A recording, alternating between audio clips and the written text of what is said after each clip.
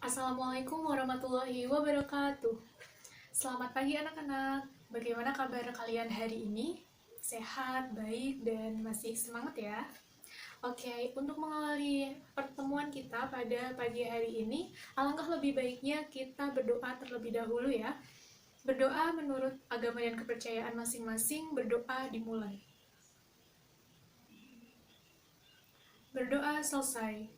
Jadi, seperti yang kalian tahu, saya adalah guru baru Bahasa Indonesia di kelas 11 MIPA 4 ini.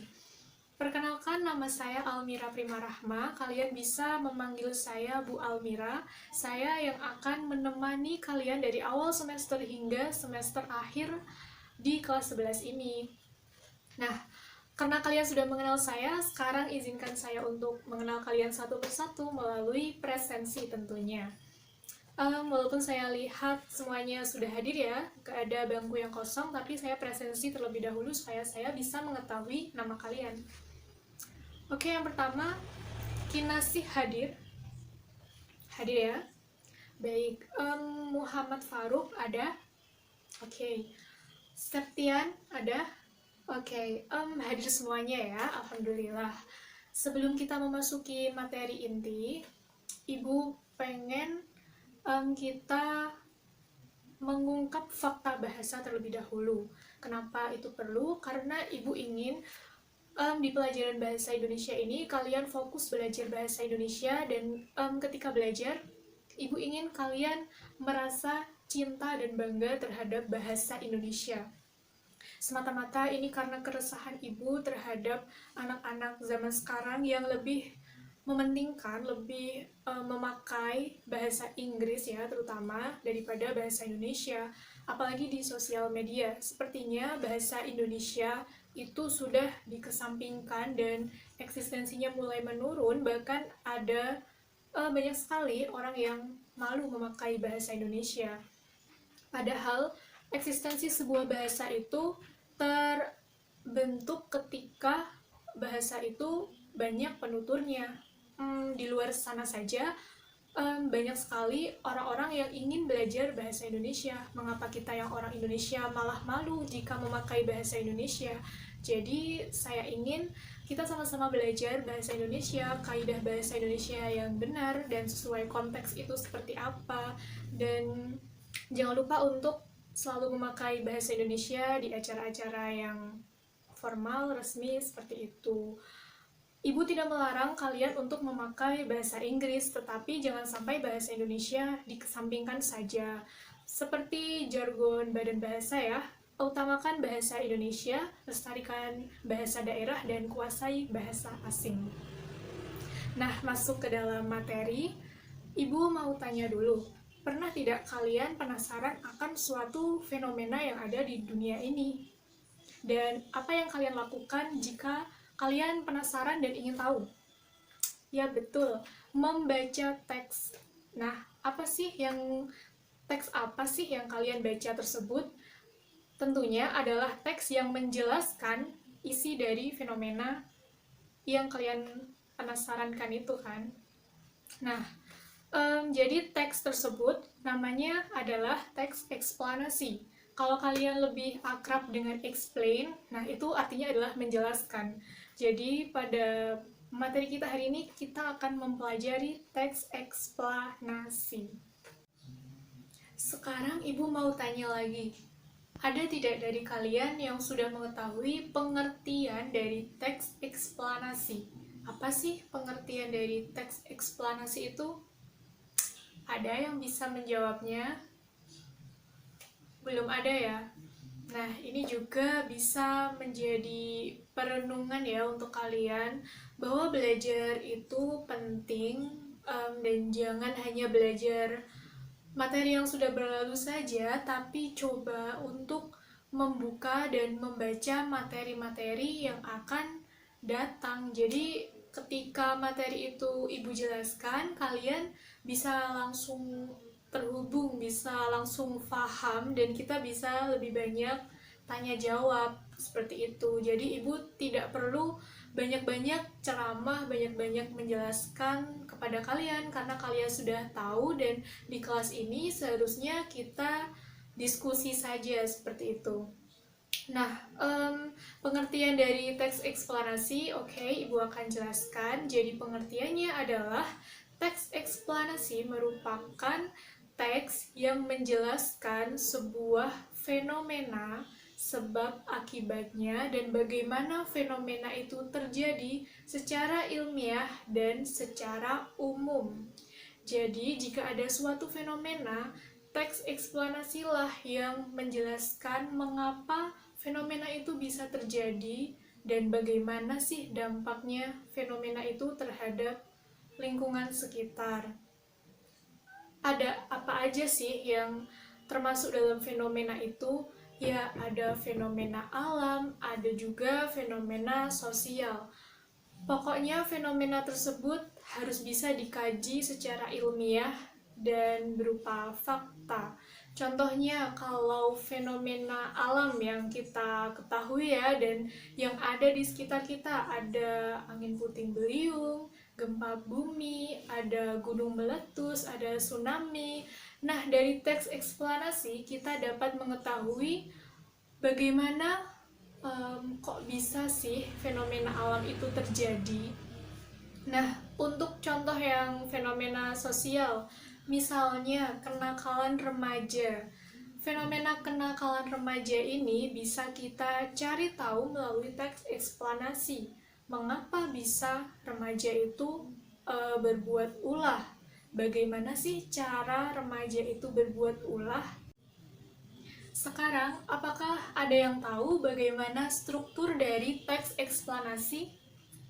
Tadi kan kita sudah paham bagaimana pengertiannya, yaitu untuk menjelaskan sebuah fenomena, bagaimana dia bisa terjadi. Nah, sekarang dalam teks eksplanasi itu terdiri dari apa saja? Ada 3. Ya, betul. Yang pertama adalah pernyataan umum. Isi dari pernyataan umum merupakan definisi dari fenomena yang sedang dibahas. Jadi misalkan kita sedang membahas tsunami, maka pernyataan umum ini berisi tentang definisi tsunami. Apa sih sebenarnya tsunami itu? Dan ini merupakan definisi secara umum ya. Tsunami secara umum yang ada di mana saja. Pokoknya tentang tsunami, bukan hanya secara khusus. Misalkan tsunami di Aceh, tsunami di yang lain, daerah yang lain. Jadi ini tsunami secara umum. Pokoknya fenomena-fenomena secara umum, bukan yang khusus. Kemudian struktur yang kedua adalah urutan sebab akibat. Nah, di sini adalah materi inti. Di sini adalah paparan inti, paparan yang mengisi berisi tentang apa yang kita cari, yaitu mengapa dan bagaimana fenomena bisa terjadi. Misalkan pada tsunami, maka urutan sebab akibat ini berbicara tentang kok bisa tsunami terjadi, itu karena apa, dan bagaimana langkah-langkah tsunami bisa terjadi, dan apa sih dampaknya bagi lingkungan sekitar, seperti itu. Nah, yang terakhir, yang ketiga adalah interpretasi. Interpretasi ini adalah berisi tentang kesimpulan, penutup tentang fenomena tersebut, seperti itu. Selanjutnya adalah ciri-ciri dari teks eksplanasi. Bagaimana cara kita membedakan teks eksplanasi dengan teks-teks yang lain?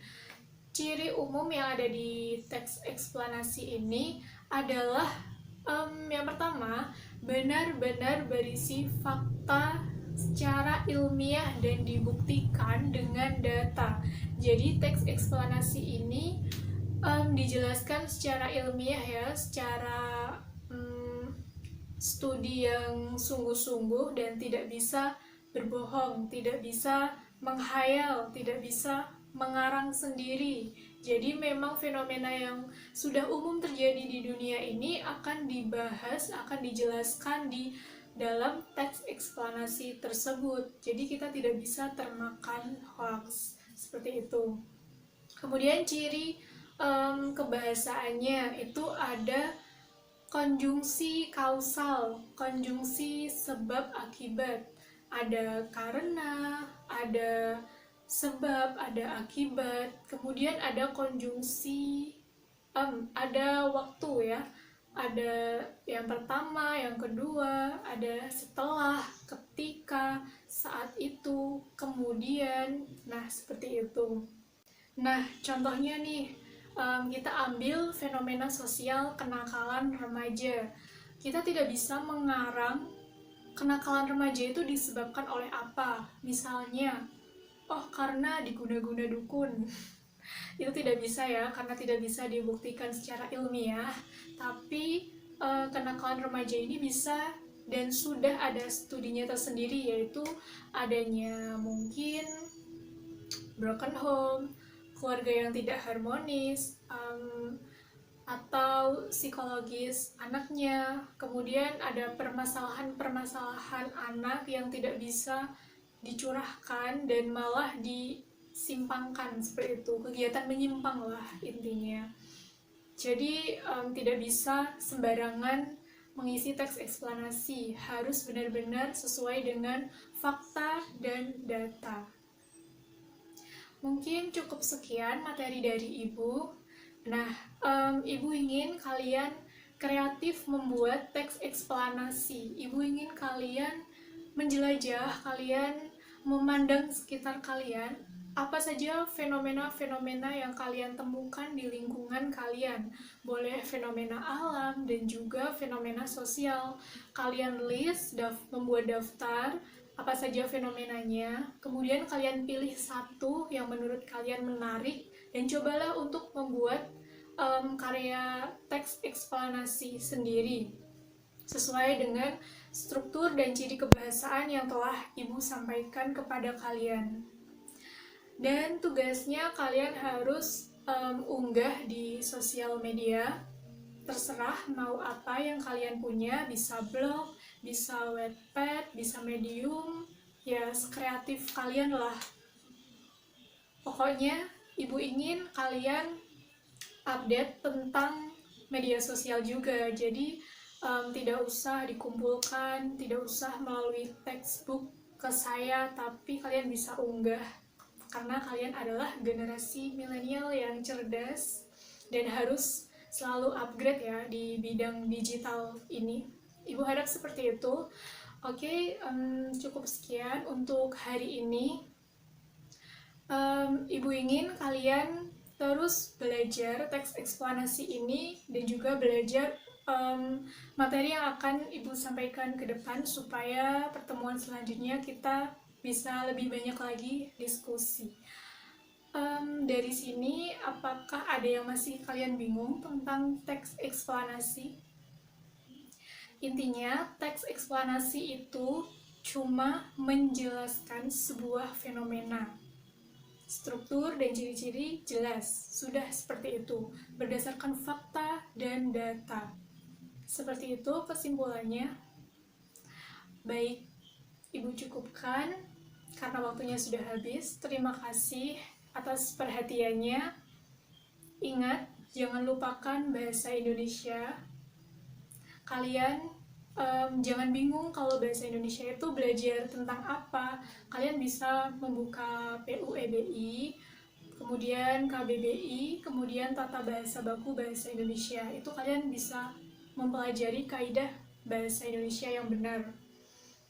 Jadi jangan bingung lagi ya kalau ada ujian bahasa Indonesia, mau belajar apa. Oke, sekian, mohon maaf salah katanya. Wassalamualaikum warahmatullahi wabarakatuh.